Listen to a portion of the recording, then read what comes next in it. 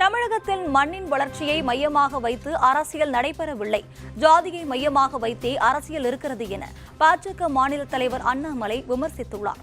தருமபுரி மாவட்டத்தில் என் மண் என் மக்கள் நடைபயணம் மேற்கொண்ட அவர் பொதுமக்களிடையே பேசியபோது தருமபுரி மாவட்டத்தில் தொழில் வளர்ச்சியில்லை எனவும் திருப்பூரில் உற்பத்தி திறன் அதிகரிக்க தருமபுரி மக்களே காரணம் எனவும் தெரிவித்தார்.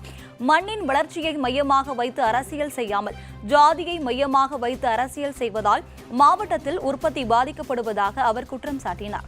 தருமபுரி மாவட்டத்தில் 1,84,139 விவசாயிகளுக்கு 15 தவணைகளில் ஆண்டுக்கு 6,000 ரூபாய் வீதம் பிரதமரின் விவசாய நிதி திட்டம் மூலம் வழங்கப்பட்டுள்ளதாக சுட்டிக்காட்டிய அவர் பெண்கள், இளைஞர்கள் மற்றும் விவசாயிகளின் முன்னேற்றத்திற்கு பல்வேறு திட்டங்களை பிரதமர் மோடி சிறப்பாக செயல்படுத்தி வருவதாக புகழாரம் சூட்டினார்.